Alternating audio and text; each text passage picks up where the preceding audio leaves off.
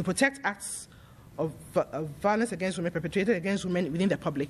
And it's very important that these laws are also implemented. They also pledged their commitment and support to end violence against women. Now, St. Joseph's College of Education is under heavy police guard following a massive demonstration by the students of the college Tuesday morning. The hitherto peaceful demonstration turned sour when the police arrived at the college to control the crowd. Now, correspondent Nestor Kafui Ajoma is on the telephone line and he'll tell us more about this demonstration. Hello, Nestor. Hello, my sister. Really, what happened? The students were demonstrating for the inability of the authorities to pay their monthly allowances for some time now. According to them, the principal and other authorities did not do well in solving their problems, so they were just marching on peacefully so that it could be addressed, the issue could be addressed for them. Right, now, that's apparently why they demonstrated in the first place. But what happened on Tuesday morning? Tuesday morning, we had a call that the students were demonstrating and that it turned to something bad. When we got there, the police were also there, and we were told that the students were demonstrating peacefully until the presence of the police in the area. So the students were annoyed that the police were in the area, and they started dismantling some electrical gadgets, and they blocked the way to the principal's house and other administrative offices. Right, now, what have authorities been saying? Yes.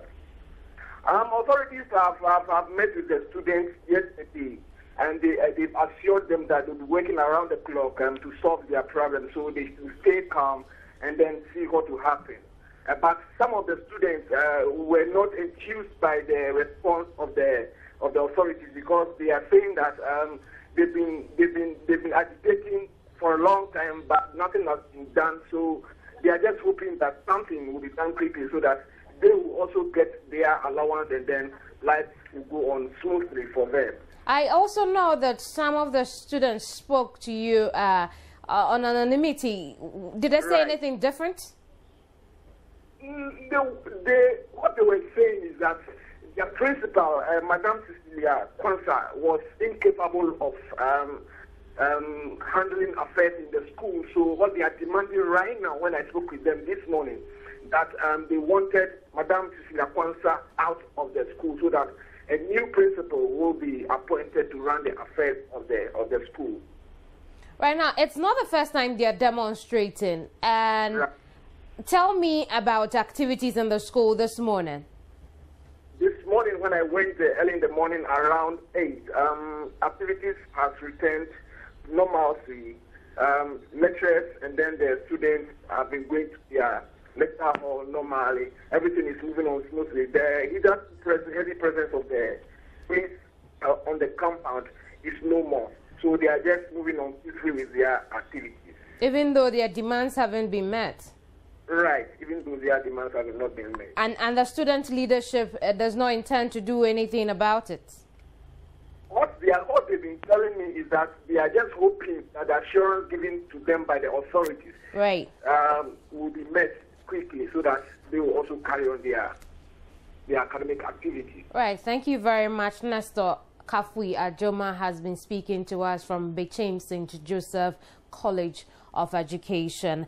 Moving to the Central Region, Ghana is set to have the highest record of 4.7% in the HIV prevalence rate, indicating more than 100% hike from 1.7% in the year 2010. Now, according to the 2011 HIV Sentinel Surveillance Report, Cape Coast recorded the highest prevalence in the entire country, leaping from a prevalence rate of 2.2% 2 years ago to 9.6% in 2011, thereby taking over from the Eastern region. HIV is by using condoms. So that means they are now understanding the message. And that also through a challenge to parents at home, that your children who you think are virgins are not virgins. Therefore, you have to wake up and start telling them, educate them about sexual things before they started having them protected somewhere and to end up becoming HIV positive.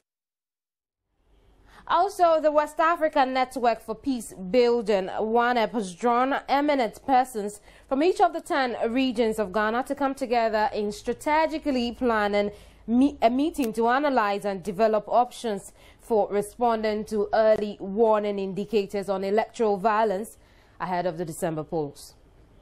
The strategic planning meeting afforded the eminent persons the opportunity to brainstorm and fashion out ways to respond to election violence.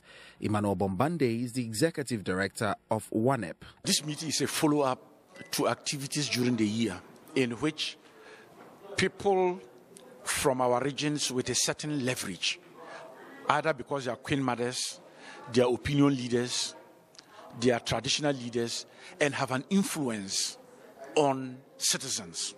We thought that if these people were brought together from each of the 10 regions, we can begin to build a type of network that makes it possible for the type of mediation effort should things begin to be difficult in the regions and even in the districts on the basis of the elections. A total of 34 indicators captured in a report of monitoring and analysis of early warning indicators on electoral violence in Ghana. These indicators were clustered into 3 under the subheadings: indicators on social issues, governance and election management bodies, indicators on media publicity and negative statement, and indicators on security concerns. Joy News spoke to some participants of the strategic planning meeting. I've learned something about how we shouldn't allow ourselves, like chiefs and other opinion leaders, to let people know where we stand, especially whether you belongs to Party A or Party B. It's not necessary for you as an opinion leader to declare yourself or to speak outside or to let everybody know that I belong to this party. These things will create problems in your own communities. They have even empowered us by giving us T-shirts, which I'll distribute to the youth. The peace singlet will talk a lot about what we want in the country.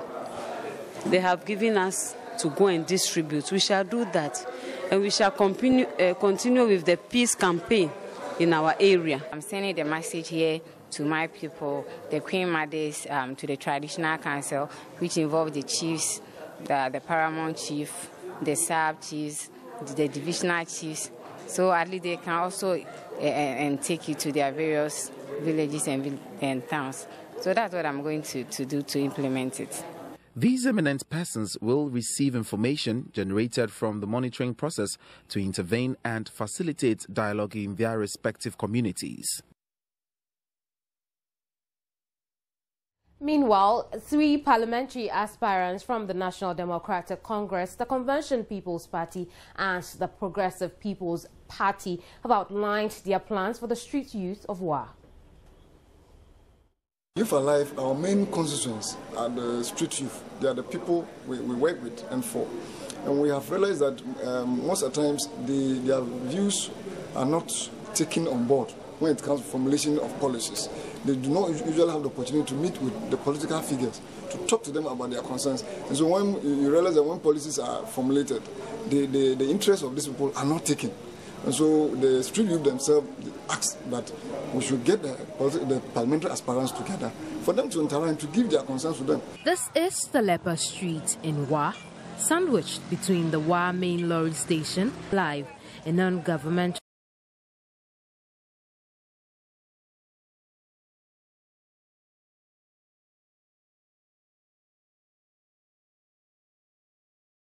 Live.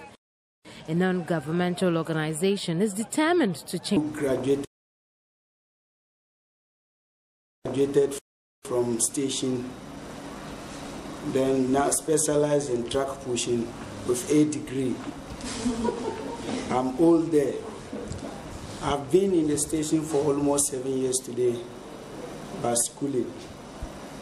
All that I go there for my daily bread in order to achieve my aim.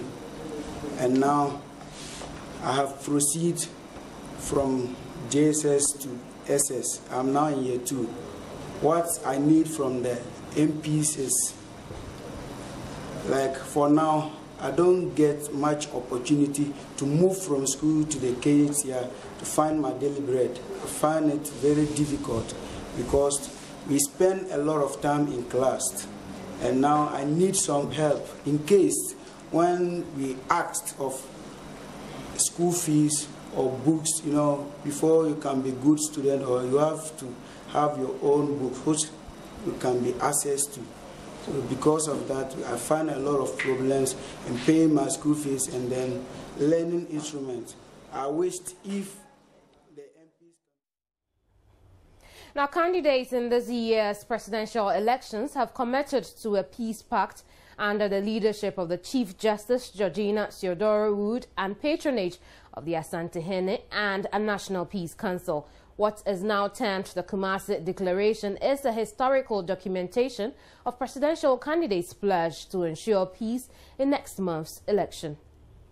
Statistics by the Ghana Police Service indicate there are over 1,000 areas where the least provocation can lead to electoral violence in the country. Adding a voice to the incessant calls for peaceful polls, the Institute for Democratic Governance, in collaboration with the National Peace Council and the Asantehene Otumfuo Osei II, put together the program aimed at getting presidential aspirants to go a step further in their pledge to electoral harmony. President of the National Peace Council, Professor Emmanuel Asante, said public confidence in politicians' commitment to peaceful elections is low. We are, however, convinced that given the chance, political leaders and state institutions should be able to demonstrate their preparedness to provide a collective, capable and inspiring leadership for accountable governance in the sphere of democratic elections and other things that will augur for the peace of this country. Signing of the pact brought together former heads of states, Jerry John Rawlings and John Kufuor, who called for vigilance and electoral purity respectively. There's the potential for a clash. What we have to do is to make sure that this clash, even if it's going to take place, does not end up in a manner that creates, conflict, antagonism, and whatever it is. Let us handle this clash. Reduce the clash to the thumb. Some would kill, some would lie, some would do anything, buy to get the power. But we happen to be living in times when I believe we as a nation are all agreed that power belongs with the people, and that the people as individuals should line up to vote. All presidential candidates committed to cracking the whip on any of their members whose actions threaten electoral harmony. We must rise up as a people and make sure that nothing masks this great respect and esteem in which we are held. Peace! Peace! No violence! No violence! Why? Because we've got the best democracy in the world. The party will continue on the course of peace and to ensure that the stability we enjoy in this country is protected. We are going to embark our campaigns with all the respect and dignity that it deserves. We want.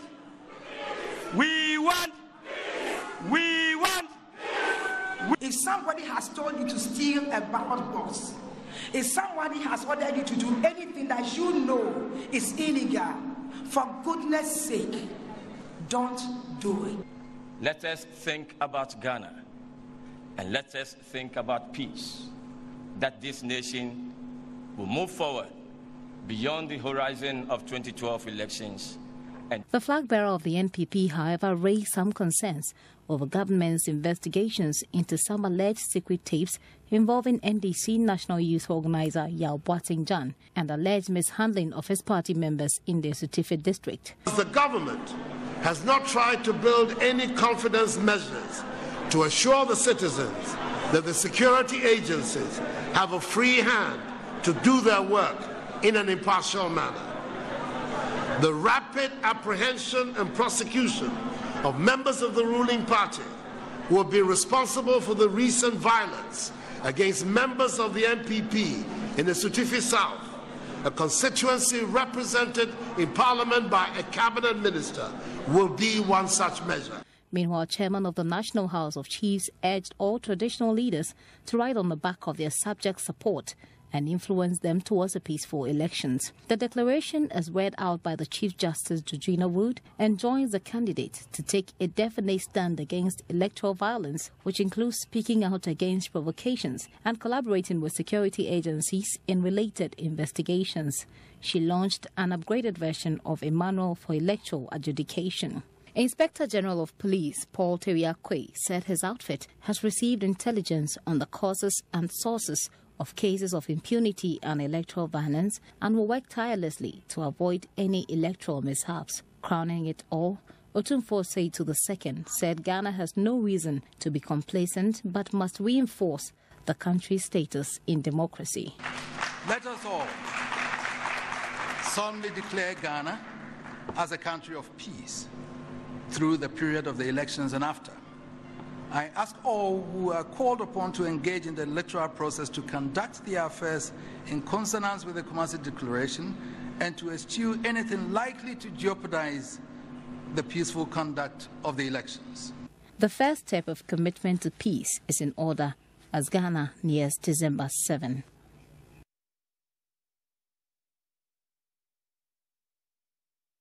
Moving on with the news, the former presidential candidate of the People's National Convention, Dr. Edward Mahama, has called on the party to resist the temptation from the NDC and the NPP to align with them and work towards victory in the 2012 elections. Now, Dr. Mahama, who led the party in 4 elections in 1996 to 2008, broke his silence on matters arising in the party with a call for a truce among the various camps within the party. News conference, he said it is too early for the PNC to support either the NDC or MPP. Should there be a runoff and PNC is not in, and we go to the NEC meeting, and the NEC votes overwhelmingly to support candidate X, that's whom we will support. Dr. Edward Mahama said he campaigned for free education and still believes in it. As to whether he would be back to active politics, he had this to say. You know, when President Mills won the election, he was preparing for his second term. Where is he? I live day by day, so I don't know what God will have for me tomorrow. Despite calls by some members of the PNC for Hassan Ayariga to step down, Dr. Mahama thinks that it is not the way to go. Executive of the Ghana Investment Promotions Council, George Abuaje, has resigned his position. His resignation followed a board meeting called to discuss reports that the GIPC provided funds for the political campaign activities of a group campaigning for President John Mahama. Now, a press statement signed by the board chairman, Ishmael Yamson, is as follows. At an emergency meeting of the GIPC governing board held Tuesday, November 27, 2012, the board took a very serious view of a 4,000 Ghana cedi check made out to a group calling itself Volunteers for Mahama. Chief Executive of the GIPC, George Abuaje, who was recalled from his leave of absence by the board, accepted responsibility and unreservedly apologized to the President of the Republic and the GIPC board for his conduct. Now, he has tendered in his resignation as a matter of principle, although no funds were lost. Also invited to appear before the board were the directors of Marketing and Public Relations, the Deputy Finance Director, and the internal auditor. In accordance with due process, the statement continues, a board-level disciplinary committee has been constituted to further investigate the matter. The public is hereby assured that the board will take any appropriate actions that may become unnecessary. Now, this was signed by the chairman of the board, Ishmael Yamson, and dated 27 November 2012. So on Business Brief, the producer price inflation for October is 19.6%, an increase over September's figure. Now, my colleague Emmanuel Ante was at the release this morning and joins me on the phone. Hello, Ima. Good afternoon, Camille. Right, what were you told contributed to the increase? Well, as we get closer to the Christmas festivities, things have gone up high, and the mining and quarry sector produced the highest inflation rate. The year-on-year producer inflation for all industry was 19.6% in October 2012, and the monthly rate was 1.1% as compared to September. Mining and quarrying industry recorded the highest year-on-year producer inflation rate of 30.8%, right, followed by the manufacturing 22.2%, and the utilities 2.9%. So the Christmas around the corner has increased PPI as you were told. But really, what does this mean? Well, it means that the inflation rate is judged or is influenced by the dollar rate. And for now, they think the dollar is not stable. It's increasing. It's fluctuating here and there. And that is part of the increment. That is part of the reason why the inflation is going up. Does it also mean that the factory price for goods and services have gone up? Yes, of course, it's gone up by 22.2%. Come again, I'm not sure I got that. Yeah, it's also gone up by 22.2 percentage points, and utilities is also gone up by 2.9%. Right, no, I'm asking that the general PPI for October is 19.6%. Now, does it mean that because producer price inflation is gone up compared to that of September, it reads that the factory prices of goods and services have gone up? Well, we've lost Ima there, and we'll bring you updates on the story in subsequent bulletins at 8 p.m. Let's check out what's going on across the globe. So watching the Midday Brief, prior to the break, we were talking to our correspondent Emmanuel Ante on the producer price inflation for October, which has hit 19.6%, an increase from that of September's. Hello, Ima. Well, Emmanuel is to join us again via telephone, and I'm told he's on the telephone. Hello, Ima. Hello, Kamini. Right, I was asking, if PPI is 19.6%, how should the ordinary Ghanaian digest this? Well, it means that producer prices are going to go up a bit. Goods are going to go a bit. It's going to be a bit on the high. What probably the consumers can do is now probably to hoard a bit as we get closer to the Christmas period, because it seems the trend is not going to go down. It's going to continue to climb up and up. Right, thank you very much. But like I promised you at home, we would bring you a full update on the PPI in a subsequent bulletin at 8 p.m. with Israel Lai. Now, wrapping up the brief with Midday Wellness, how often do you consider the health risk of these? Skipping breakfast, not getting enough sleep, forgetting to floss, and interrupting your medication suddenly, and spending too much time exercising. Consider the following things, which are really important if you would want to avoid health problems. That is on the Midday Wellness, after which Araba Kumsin comes up with your election headquarters. My name is Kimini Nyamani Amana. Thanks for joining me at 5:45. I'll come your way with Reporters Angle. Thanks for watching.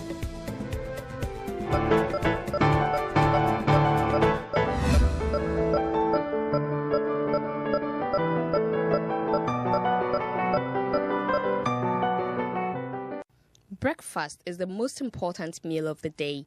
When you wake up in the morning, you have been fasting for 8 or so hours. Your body is starving for nutrients. When you don't give it any, it starts breaking down muscle for energy. This is bad because your muscle is your metabolism. So you are literally destroying your body's ability to burn calories.